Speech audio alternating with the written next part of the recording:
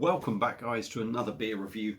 Second one of Friday and the last one, because afterwards I'm going to go and sit down, watch a bit of TV with the missus and enjoy my Friday night. So yeah, you'll probably all be chuffed to bits about that anyway. So next beer up, I've done a few IPAs and all that lately. Well, I feel like I have, and got to make it a bit bored, if I'm totally honest. Pale ales, IPAs and that. Still enjoying them if they're good, like, but you know, just fancy a change. Incidentally, before we go any further, I know I'm going to be waffling, but it amazes me. I've just done Cloudwater beer, Cloudwater Pale Ale from Tesco's, and I've done another one of their beers last week, something like that, and it really bugs me because, well, it doesn't bug me that I've had plenty of views on it, but I had plenty of views on the last one, Cloudwater beer, and I've got a feeling I'm probably going to get plenty on this one I'm just uploading, but they haven't really been anything fantastic for me. And yet I've done quite a few reviews of Salopian beers. Now, because Salopian aren't big named or trendy or whatever with craft beer drinkers, if you like, or just not so well known, they don't get so many views, and it's quite gutting really, because a lot of their black label beers that I have done, not necessarily the traditional stuff, but their black label beers I've done have been fantastic, and it's really irritating to see that them beers only get a few views, if you like, because they're not known. So yeah, I mean,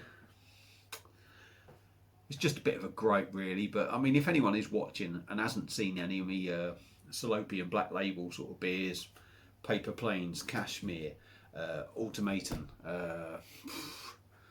there's probably a few others I've done, but I can't think I found Calico, but I've got to admit I wasn't over impressed with that one personally.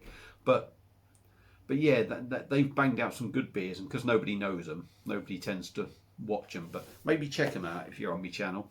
Check out the old Salopian black label beers, not necessarily the traditional ones, but the black label ones. Anyway, that's my little bit of a rant over, 2.5 minutes in. Right, let's get to the beer review. This time it's a Marks and Spencer's beer, and we're going back to a traditional sort of style beer now, and this is a bottle of Cambridgeshire Golden Ale, coming in at 4.2% in a 500ml bottle. This was about £2, £2.50, something like that. And it's brewed exclusively for Marks and Spencer's, and this is brewed by Oakham Ales, Peterborough, Cambridgeshire. So you know, everyone knows Oakham Citra really. So yeah, this is brewed by them. Hopefully this is going to be good. I'll give you a little bit of spiel off the back. This light golden beer is brewed with a blend of English Challenger and American Mount Hood hops, balanced by East Anglian Maris Otter malt. Dry hopping before bottling gives a burst of flavour on the palate and a subtle bitterness that lingers beautifully. So hopefully it's going to be a nice golden ale. So anyway, let's crack on. Light the bottle cap. You know I like my old Union Jack stuff.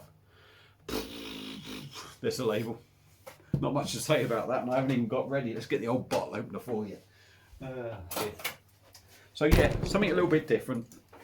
Bit of a change for the old palate. So let's get this out and see what we get. Hope you're all well. I'm hoping this is going to be good, you know. I really am hoping it's going to be good. Very light and sort of not much. Need to be a bit more vigorous on the pour, do I? Not much of a head, it's just a dust in a head. So, Golden Ale.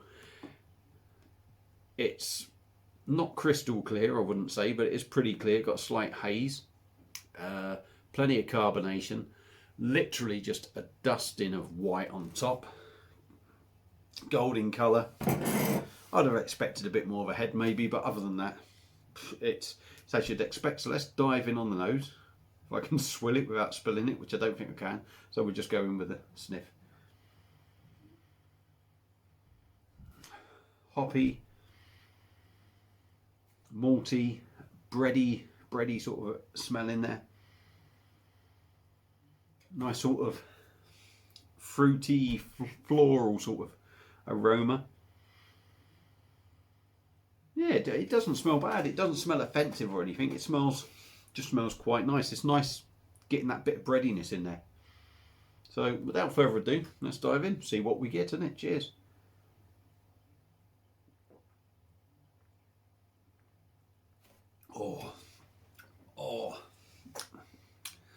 Oh, that's lovely. And I'll tell you why that is lovely. That breadiness in the beer. I love breadiness in a beer. Let's go in again anyway, give us some bit more.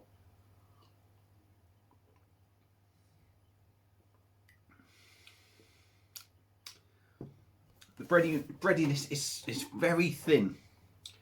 I mean, you could probably tell when I was pouring it, it's very thin. But there's a bready feel in the beer, in the body of the beer, that gives it just that little bit more, although it still feels thin.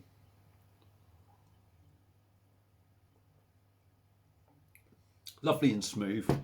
Carbonation is lovely and gentle. Lovely smooth mouthfeel.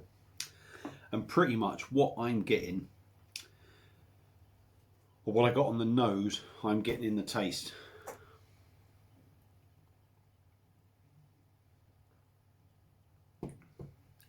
Hoppy to start, malty, bready.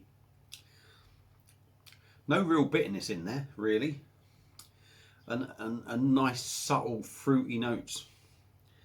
It's lovely. It's lovely. It really is. Do you know what I mean? It's. You can get a lot of these traditional ales and that. You can get them in the supermarkets. You know, your Tesco's, your Morrison's. And there's probably a lot. There's a lot I haven't tried, but there's a lot I have tried. Excuse me.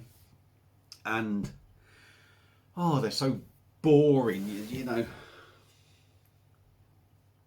They just taste exactly the same. But this has got a little bit more about it. It's just really enjoyable, really downable. 4.2%. You're not getting that at all. Not getting that at all. It's got a sweetness in there, which is coming from the bready malts, I would say.